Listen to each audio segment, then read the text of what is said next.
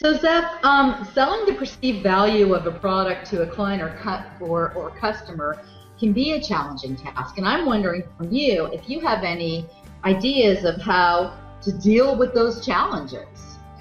Well, what I've learned from my mentors in the past is two things that I really have taken on and practice on a day-to-day basis, not only in business but also in life.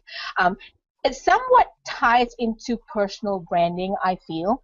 Number one, I think know that confidence is key. When we say confidence, you gotta, if you have a product or you know your business well, you have to mention the advantages that you bring to the market. Some things like, your has global exposure, customized services, good, good customer service and stuff like that.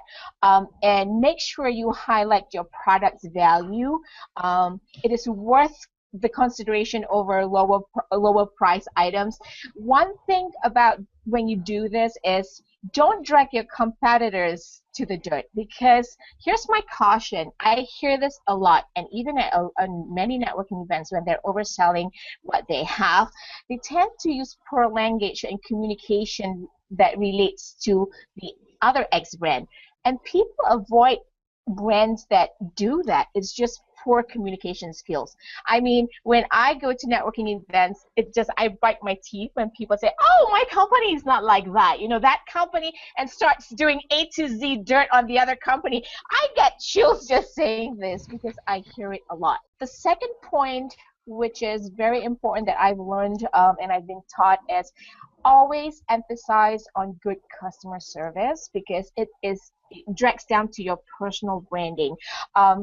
Always easier to paint a prettier picture of a good service instead of a hard object, because you get to paint a pretty picture, just like your experience going to the store, right? Julie, buying your buying experience, no resistance.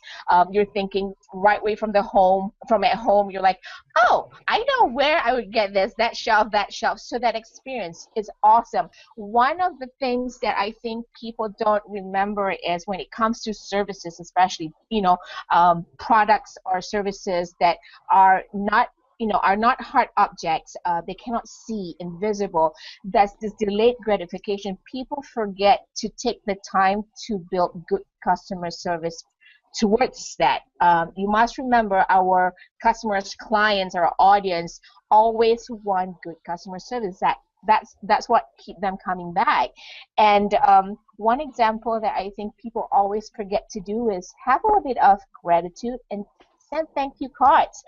Those are the there you go. Right? People always forget that, because whenever they go in trying to get an appointment, they will do all they could to get the appointment. But post the appointment, if they make a sale, they forget to send thank you cards, even a phone call to say thank you. They even forget that. So yeah, those are the two things that could really help. Basic things to know your value of your product, of your business, of your service. Thank you, Miss Julie.